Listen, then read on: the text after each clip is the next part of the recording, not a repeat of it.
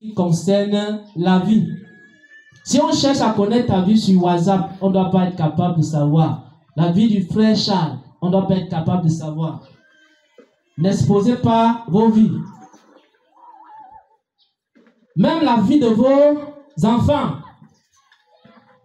L'enfant est encore dans le ventre.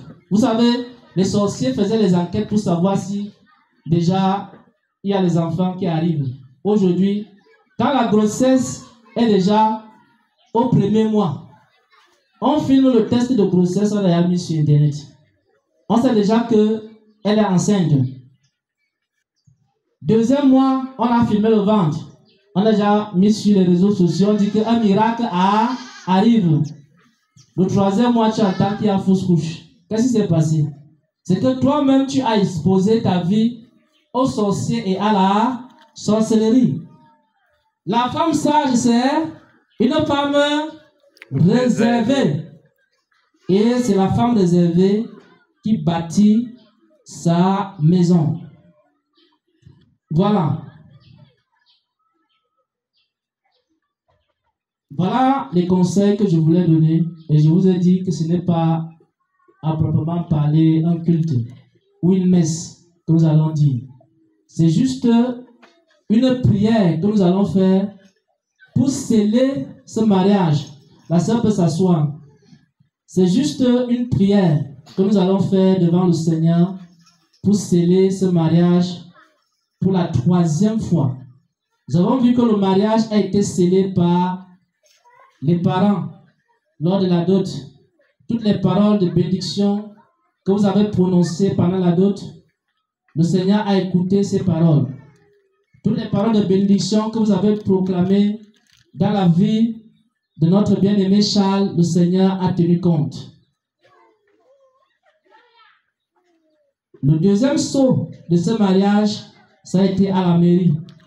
Et à la mairie, on vous a parlé du contrat de mariage. On vous a parlé des droits, des devoirs, des obligations de chacune des parties. Et on vous a expliqué le code en ce qui concerne le mariage, la loi en ce qui concerne le mariage. Mais ici, nous allons simplement sceller cette union par la prière. Nous allons faire cette prière. Mais avant de commencer la prière, j'aimerais poser la question au frère Charles. S'il a effectivement compris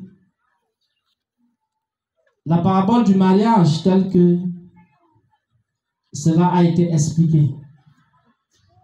Parce qu'il faut que le frère soit d'accord, que le frère dise quelque chose. Parce qu'on a dit que Karl, c'est qui? C'est la force, c'est l'autorité, c'est la puissance. Karl, c'est un nom allemand qui symbolise l'autorité. Donc c'est toi qui es l'autorité, qui détient le bâton de commandement de cette famille. Et ensuite, on a dit que en ce qui te concerne, Dieu honore celui qui l'honore. Et enfin, on a parlé des 2 conseillers. On n'a pas dit qu'il n'y a que 2 conseillers. Tu peux avoir des problèmes, tu poses à papa, à maman, tu peux poser à tes frères, à tes soeurs. Mais parmi les conseillers, il y a aussi la parole de Dieu. À l'intérieur se trouve beaucoup de sagesse et d'intelligence. Et enfin, on a parlé du mauvais conseiller qui est quoi? La colère. Qui est la colère. Voilà. Donc, tu vas prendre la parole, tu vas essayer de dire si tu as compris de quoi il est question, si tu t'engages à être calme, cet homme fort qui est prêt à lutter pour sa famille, cet homme fort qui est prêt à combattre pour sa famille. Lorsque l'ennemi va venir, lorsque les tempêtes vont venir, lorsque il y aura des tribulations, est-ce que tu tiendras ferme? Là, mon frère. Voilà. Donc, tu vas dire quelque chose par rapport à ce qui a été dit et tu vas prendre cet engagement selon la parole qui a été donnée. Ensuite, je vais passer la parole à Raïssa, la douceur.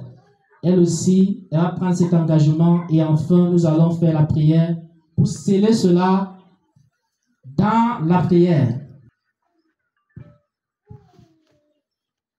Je rends grâce au Seigneur Jésus-Christ de Nazareth qui me permet d'être ici et de pouvoir passer ce moment glorieux. Je prends effectivement cet engagement parce que j'ai compris que l'homme est le chef. Il est le chef de sa famille et Dieu n'est pas fou, il m'a donné le prénom Karl, c'est-à-dire la force.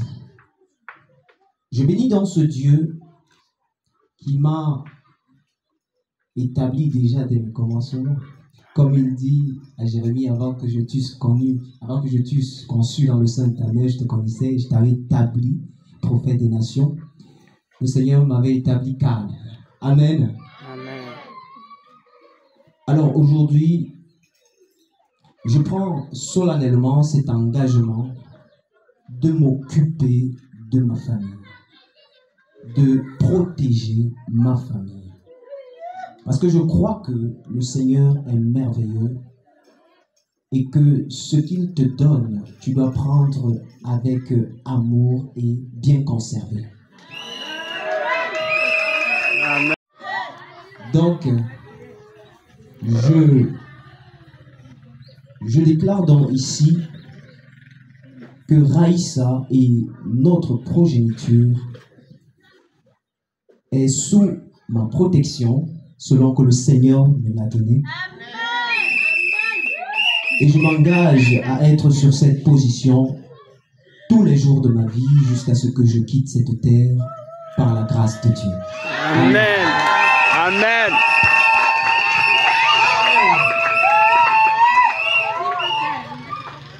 Voilà.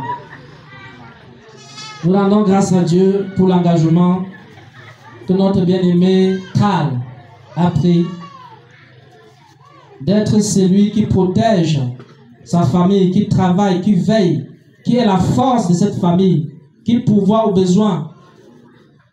Nous allons maintenant passer la parole à la douceur.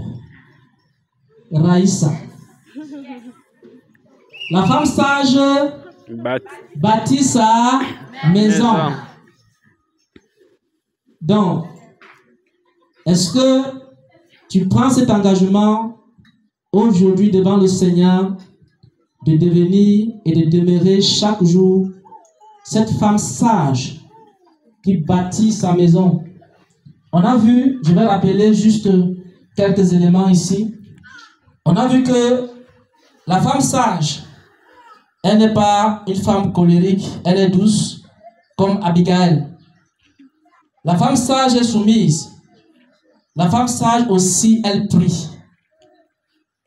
Elle se lève dans la prière pendant que son mari est en train de travailler, d'œuvrer. La femme sage est hospitalière. La femme sage est aussi réservée. Est-ce que tu prends cet engagement devant le Seigneur d'être et de demeurer cette femme sage auprès de ton mari?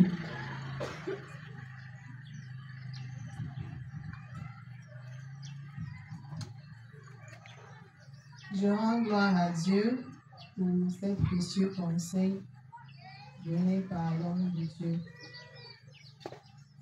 Et je prends l'engagement